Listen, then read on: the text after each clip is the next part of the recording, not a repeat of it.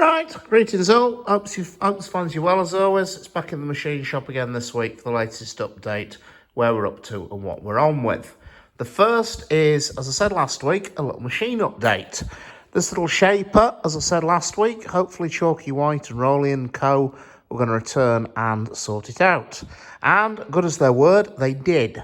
They've sorted it all out. We've sorted out a few little snags on it with some wiring and whatnot. We've also, in the process of which, found that the lighting on the Red Fritz mill was actually slightly dodgy, so that's been removed prior to being repaired to allow that milling machine to go back into use. But the little shaper is now up and running, as I will now demonstrate. First of all, one turns on the motor. And then if you come around here, this lever at the back here is a clutch. If you ease that forward and engage it, you will see the ram starts to travel forwards and backwards. And there she is, she's up and running. The way that works is that ram has mounted onto the end of it a little cutting tool. Then the work will be clamped into the vise directly underneath it. So the cutting tool would work its way forwards, backwards across the work, and then due to this wonderful little mechanism on the side, that also then feeds the work across. That crank drives that little ratchet, which in turn engages in that little ratchet wheel there, which in turn drives that worm, which in turn then moves that block with the vise bolted onto the top of it, longitudinally left to right.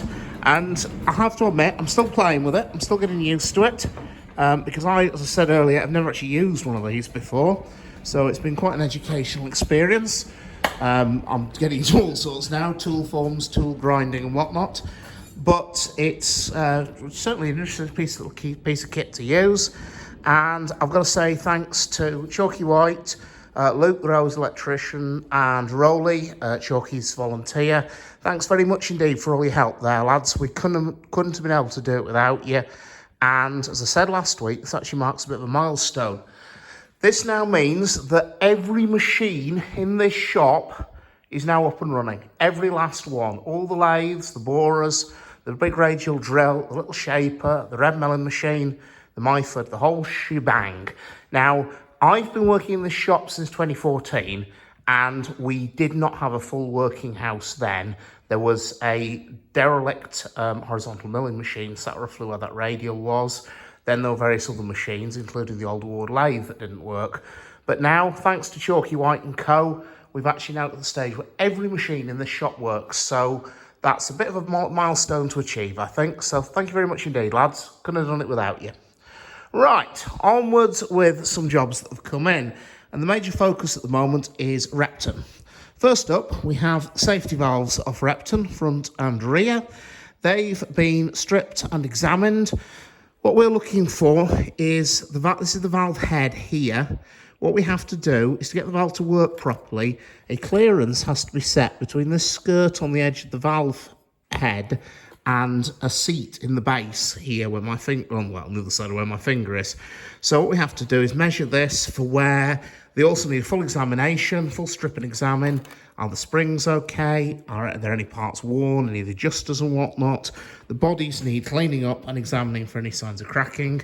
So we're well on with the strip. We've got the strip bit done, and examination will be going on tomorrow and on to next week. Shouldn't take very long to turn them round, actually. But that's the first job that's come in. The second job is, well, this is part number 1 of 3. These are new piston packings for Repton. Now, the Southern Railway used a slightly different design to the LMS and British Railways in that they used a 3-part packing like that. The packings themselves weren't renewing. They've worn to beyond the point of no return. And we've also discovered that the outermost, these packings sit into these cylindrical cups. And we've discovered that the outermost cup, that's the lower one with that spigot on it, that cup is cracked and needs replacing. So there's some new castings on order with lanes, and then when they reappear, we will machine those and get them dealt with. Another little job we've got going on at the moment is our 45-ton breakdown crane. There's some bits on that need some work. We saw some bits the other week. Well, some more bits have come in the form of the big end and little end bearings out of the 2 engines that operate all the crane's functions. The big ends need remetalling and remachined to size, and the little ends being a solid bronze bearing we're going to renew them because, again, they've worn to a stage where they need renewing. We can't metal them because if we start metaling them, my concern is we'll weaken the bronze too much. We'll have to, because this is as running on the crank pin. Now, to metal it, we'd have to bore some of that bronze away. Now, I personally feel that if we start boring that bronze away, we'll start weakening the brass in this area. This is a split brass, that's half of it. The other half is there. So when assembled, it will go together like that. So we need to make 2 new of these. So 2 of these are going to come out of this lump of PB2 that it's sat on top of. And then down the back of the boxes there is another lump of PB2, which is going to yield us a pair of the round shells, okay? So there's just another little quick job that's come in. So that's just something that's ongoing. Another Repton job which is actually ready to go out the door are these valves off Repton's manifold. We briefly saw them last week. Well, this week Mark's stripped them all, examined them, overhauled them and finished them off, and they are now done and ready to go back onto the engine. So Mark's done a smashing job there. As I said, he's my apprentice in here, and one of the things he is learning as well as machining is a bit of fitting and stripping and examining, and well, he certainly passed with flying colours on those. Done an absolutely lovely job there, Mark. Well done. Now, another job that's coming is Repton's motion.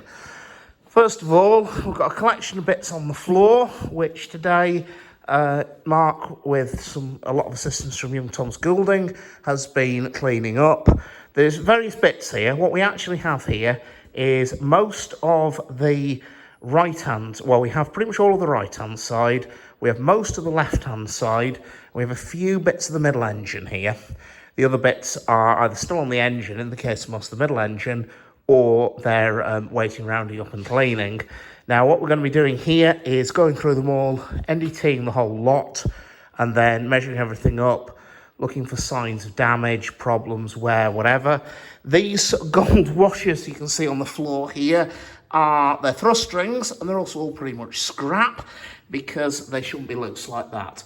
The thrust strings should be pressed onto the end of the bushes to control the side float in the bush. Those ones being loose are actually scrap and want renewing. So that's one little job, and as I said, the lads have cleaned this lot all up, got all the rust and dirt off, and so a job for Mark tomorrow and into next week is going to be dye penetration, non-destructive testing, the whole lot, just check there's no cracks or any issues, and then he's going to start, as he already has with one of the combination levers, going through them and measuring up and assessing for wear in the bushes and whatnot. Now, what I've got him doing here is first of all taking the pins. Well, that pin would go into that bush there. He's taking the pins, measuring them up, seeing what avality there is on them. This pin has some avality in it, as you can see from the rugby ball-shaped patches of tarnish there, where it obviously hasn't been running quite right. So he's first of all measuring up the pins, seeing what avality they've got, measuring up the bushes, seeing what avality they've got, and then going to a set of locomotive manufacturers, that's LMA we call them shorthand, sets of limits and fits. The Locomotive Manufacturers Association was formed by a lot of the private locomotive manufacturers in the UK, that's sort of Robert Stevens Hawthorne, Hunslet's and so on, and they produced a standardised set of limits and fits for valve gear, crossheads, common components.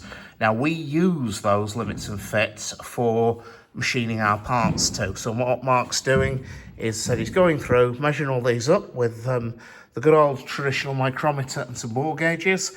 I much rather prefer using bore gauges for pin and bush work like this because, well, you measure the pin with a micrometer, okay?